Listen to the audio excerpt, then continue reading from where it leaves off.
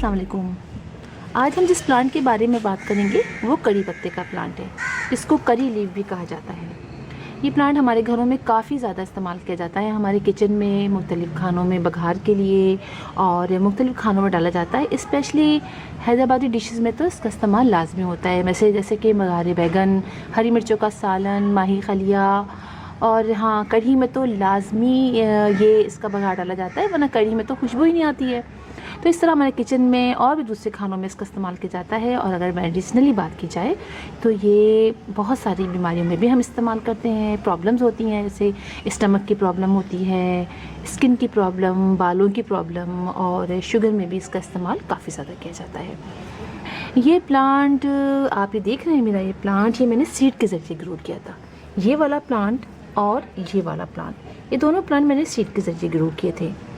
और इसको ग्रो करना भी बहुत आसान होता है। अच्छा, ये बहुत ही इजी टू ग्रो प्लांट है और बहुत आसानी से हमारे घरों में ये लग भी जाता है।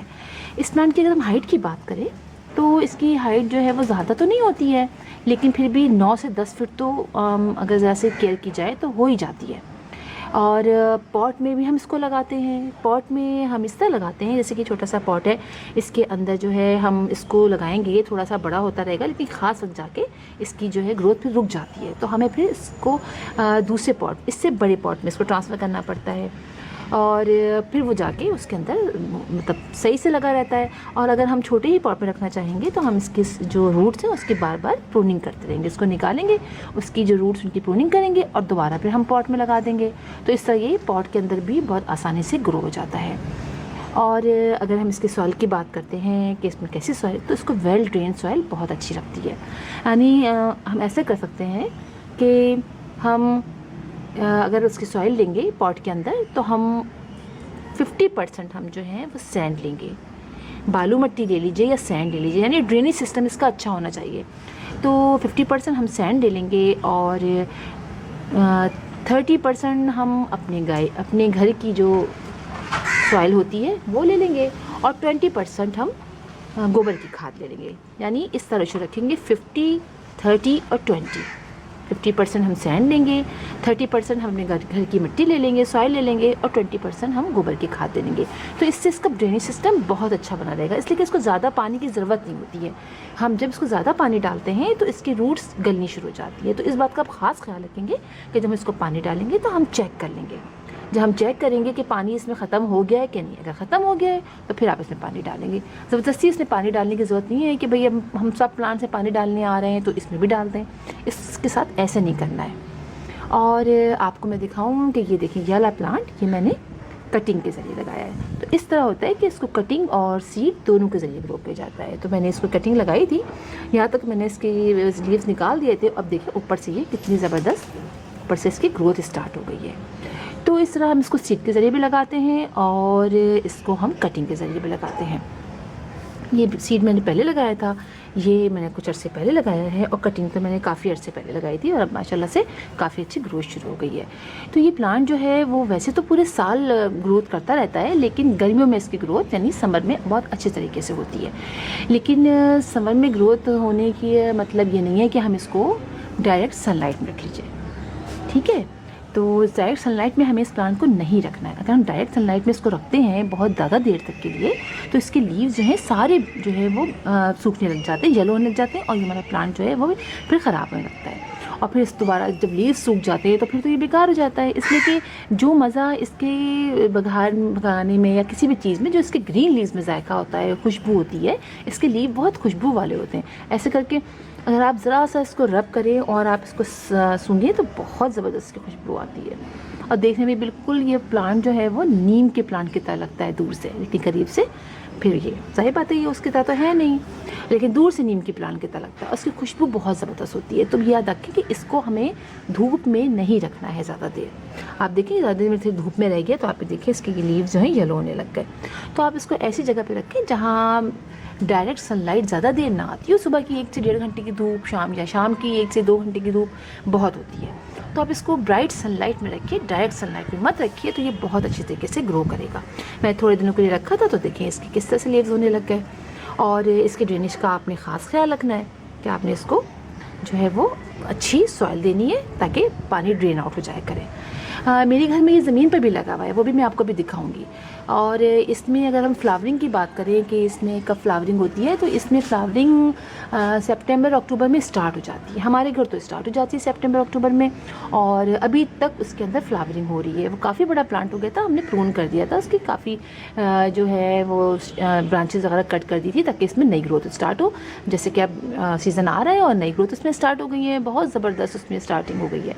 और सीड उसके जो थे वो झड़ गए थे, वो मैं कलेक्ट नहीं कर सकी, वरना मैं आपको अभी दिखाती है। मज़ीद फ्लावरिंग स्टार्ट हो गई है, तो वो वक्त जो होता है। और अब इस उसमें सीड बन रहे होते हैं। सीड इसके बड़े क्यूट से होते हैं, पहले वाइट कलर के फ्लावर्स निकलते हैं इसके अंदर, सितंबर अक्टूबर में निकल आते हैं। और उसके बाद उसमें ग्रीन रंग के छोटी छोटी सी, आप समझिए क्या कहेंगे, कलियाँ सी, छोटी छोटी सी कलियाँ सी बनती हैं। उसके बाद जो वो होते हैं सीड, पहले फ्लावर आता है, फ्लावर में छोटी छोटी सी बर्ड सी बनती हैं, उसके अंदर जो है फिर वो सीड लग जाते हैं, और सीड ग्रीन रंग के होते हैं। उसके बाद वही सीड जो है वो ब्लैक कलर के हो जाते हैं, छोटी छोटी सी बिल्कुल जैसे फालसे होते हैं उस तरह छोटे छोटे से गोल गोल से सीड बन जाते हैं। उन सीड को फिर लगाया जाता है, वॉश कर लीजिए उन सीड को, और उसके बाद जो अंदर से ग्रीन रंग के दोबारा से सीड निकलेंगे उसको आप बो दीजिए। और 15 से 20 दिन, कभी थोड़ा ज़्यादा भी ले लेता है, और उसमें वो जो है वो प्लांट निकल आता है। मैंने तो बिल्कुल ऐसे किया था, और आप देखें ये प्लांट इसमें निकल भी आया है। और फर्टिलाइज़र की बात करें तो इसमें गोबर की खाद बस आप डाल सकते हैं, साल में 2 से 3 दफ़ा आप इसमें डाल दीजिए। जैसे आपको लगे कि आप लिक्विड फर्टिलाइज़र डाल दीजिए पॉट्स में, तो ये भी बहुत अच्छा रहता है। गोबर की खाद से जो बनाते हैं लिक्विड फर्टिलाइज़र, आप वो डाल दीजिए। और अगर आपको इसके अंदर लग रहा है कि ब्लैक रंग के छोटे छोटे से इसमें कीड़े से भी लग जाते हैं बाज़ औक़ात, तो आप नीम स्प्रे कर दीजिए, नीम ऑयल का जो स्प्रे होता है वो कर दीजिए, तो उससे भी इसके जो है वो निकल जाते हैं। अच्छा, इसके लीव्स होते बड़े मज़े के, कभी आपने इसको खा के देखिए तो थोड़े से कहेंगे खट्टे से थोड़े लगते हैं, मुझे तो खट्टे लगते हैं। बाज़ लोग कहते हैं कड़वे हैं, लेकिन मुझे ये थोड़े खट्टे से लगते हैं, बहुत मज़े के होते हैं इसके लीव्स। और आप इसको अपने सिर में ज़रूर लगाइए, और घरों में तो ये स्पेशली बहुत आराम से लग जाता है और काम भी बहुत आता है। जैसे इसको बुशी भी बनाया जा सकता है। देखिए ना, अगर हम जैसे मैं आपको दिखाऊँ, ये हमारा जा रहा है, अगर मैं इसके तो हम लीव्स इस्तेमाल करते हैं, यानी एक पूरी ब्रांच यहाँ से एक ही पोर्शन काट लेते हैं, कि पूरा लीव, छोटे लीव लगे होते हैं, काट लेते हैं ब्रांच, तो हम उसको यूज़ कर लेते हैं। अगर हम इसी तरह यूज़ करते रहेंगे तो ये तो पूरा ख़त्म हो जाएगा, तो इसलिए करना ही होता है। मैं भी अभी करूँगी कि हम इसको यहाँ से कट करके पूरा निकाल देंगे, तो फिर साइड से मज़ीद निकलने शुरू होंगे। जैसे अभी देखिए, ये मैंने एक कट किया था, देखिए अब इसके अंदर देखें, अभी इसमें ब्रांच निकलनी शुरू हुई नहीं है, थोड़े दिनों में से ब्रांच निकलनी शुरू हो जाएगी। तो ये मैंने कट कर दिया था, तो इससे हम कट करते रहेंगे तो ये पूरा बुशी सा बन जाएगा, तो ये देखने में भी बहुत खूबसूरत लगेगा, और हम इसको आराम से इस्तेमाल भी करते रहेंगे। तो बस आपने सिर्फ कुछ चीज़ों का ख्याल रखना है, फिर आपके वहाँ ये आराम से लग जाएगा। इसकी वाटर का, इसको सनलाइट में नहीं रखना है, डायरेक्ट सनलाइट में, और इसकी सॉइल बहुत अच्छी होनी चाहिए। तो आप देखें बहुत आसानी से ये आपके घर में लग जाएगा। अच्छा, मैं आपको दिखाती हूँ कि हमारे वहाँ ये ज़मीन पे भी लगा हुआ है। चले मैं आपको वहाँ लेके चलती हूँ। यहाँ पे लगा हुआ है, ये कहाँ लगा हुआ है, देखिए हमने इसकी ना प्रूनिंग कर दी थी, इसके ब्रांचेस। ये मैं आपको यहीं से दिखा देती हूँ, शायद आपको समझ में आ जाए। ये देखिए, शायद ये आप देख रहे हैं, ये मेरा प्लांट बाहर की तरफ लगा हुआ है, बाहर की तरफ लगा हुआ है, और इसमें जो है वो फ्लावरिंग भी स्टार्ट हो रही है, हो गई है बल्कि। और ये काफ़ी बड़ा हो गया था, हमने इसको प्रून कर दिया था, इसकी ब्रांचेस कट कर दी थी सारी। अब मज़ीद नीचे से नई नई ब्रांचेस निकलने आ शुरू हो गई हैं। मैं आपको ज़रा और करीब से दिखाती हूँ।